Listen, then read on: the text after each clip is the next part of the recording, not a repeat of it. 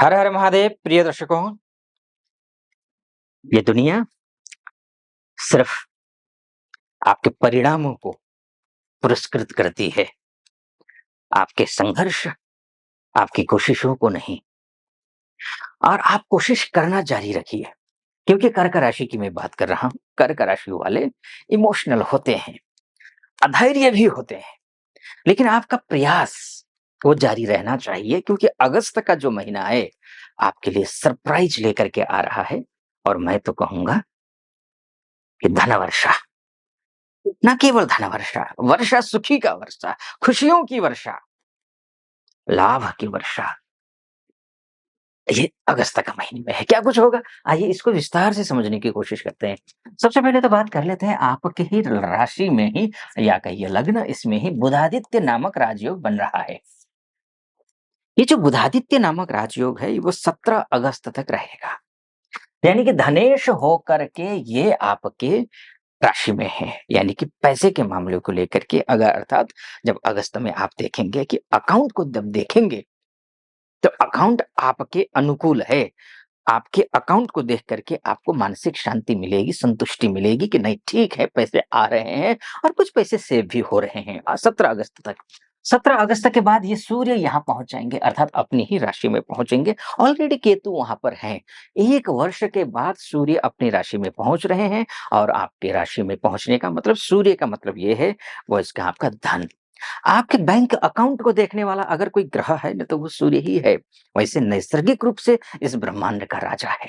और इस ब्रह्मांड का राजा अर्थात आपके शासन से, प्रशासन से जुड़े हुए कार्य, पॉलिटिक्स से जुड़े हुए कार्य, या पॉलिटिक्स में अगर आप हैं, पॉलिटिक्स न केवल पॉलिटिक्स राज्य स्तरीय या फिर या फिर अ, आप जिस किसी भी लेवल पे, वो पॉलिटिक्स, वो केवल नहीं राज्य स्तरीय या फिर नेशनल लेवल के पॉलिटिक्स नहीं, घर में भी पॉलिटिक्स होता है, ऑफिस में पॉलिटिक्स होता है, कार्य क्षेत्र में पॉलिटिक्स है।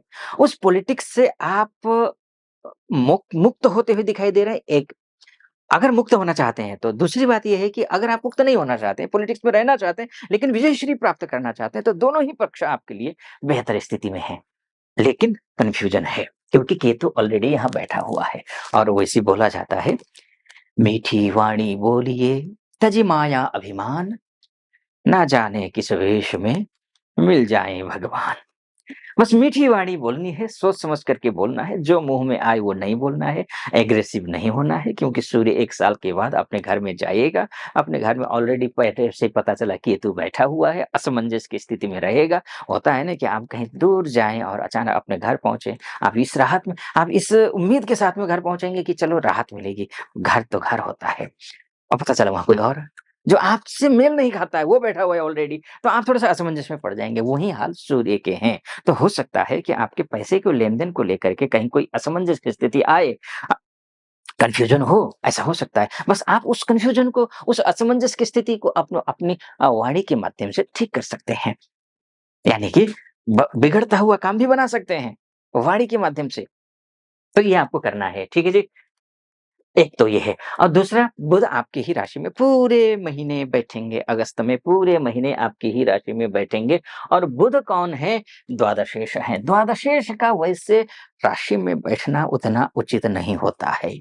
इसीलिए अगर आप डोमेस्टिक लेवल पे आप जॉब करते हैं, डोमेस्टिक जॉब यानी कि आप यहीं की कंपनी में काम करते हैं, या फिर जहाँ जन्म हुआ आपका वहीं पर काम करते हैं, या बिज़नेस करते हैं, या इंटरव्यू देना है आपको, तो आपको अतिरिक्त सावधानी बरतनी पड़ेगी। आपका कॉन्फिडेंस लेवल थोड़ा-सा हिल सकता है।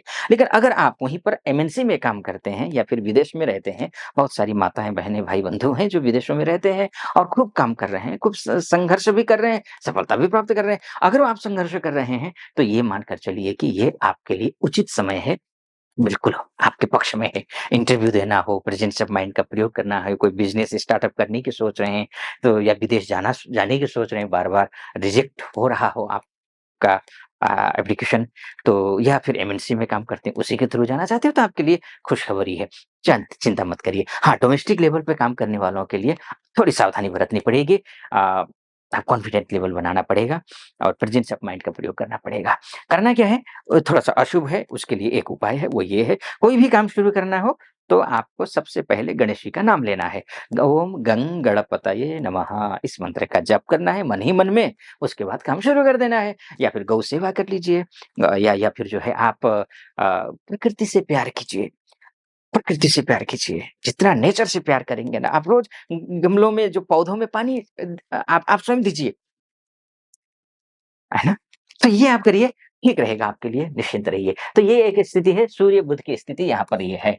तो एक है, तो सूर्य-बुध की बात हो गई, अब बात करेंगे आपके मान के, आपके सम्मान के, आपके पद के, आपकी प्रतिष्ठा के भी ग्रह अगर कोई है तो वो कौन है? वो मंगल है। आपके आपके भाग्य अगर कोई है तो वो कौन है? वो गुरुदेव हैं। यानी कि आपका कर्म, आपका भाग्य। देखिए, भाग्यशाली व्यक्ति तो वही होता है जिसके कर्म में पूरा समर्थन भाग्य का हो।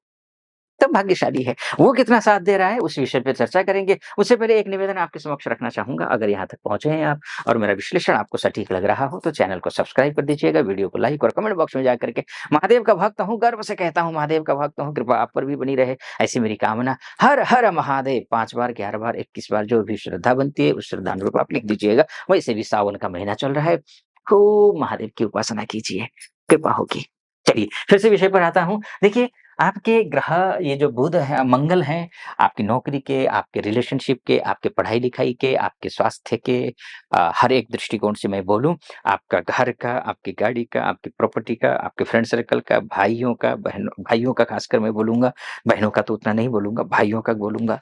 और ये जो अगर कोई ग्रह है, आपके बॉस का भी, आपकी नौकरी का भी इंटरव्यू होना हो या फिर आपको स्थानांतरण कहीं करना चाहते हैं, प्रमोशन इत्यादि चाहते हैं, काम का क्रेडिट मिलना है, नहीं मिलना है, ये सब कुछ अगर देखने वाला कोई ग्रह है, तो वो है मंगल। मंगल बहुत अच्छा है आपके लिए। तृतीय स्थ मंगल है, शुभ फल देता है। यहाँ से सीधा ये भाग्य स्थान को देख रहा है, यानी कि आपके कार्य क्षेत्र में बिज़नेस हो या जॉब हो, हर क्षेत्र में ये भाग्य आपका समर्थन कर रहा है।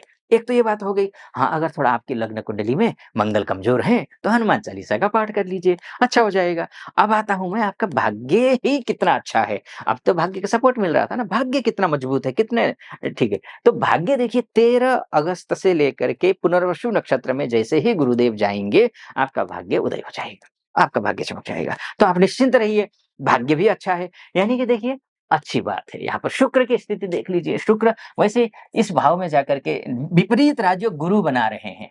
विपरीत राजयोग गुरु बना रहे हैं। यहाँ आकर के गजलक्ष्मी नामक राजयोग बन रहा है, तो विदेश से संबंधित जो भी कार्य हैं, स्वदेश में भी रहते हो, संबंध विदेश से हो, विदेश में रहते हैं, वही हैं एमएनसी में, उनके लिए तो बल्ले-बल्ले है, बहुत ही अच्छा है।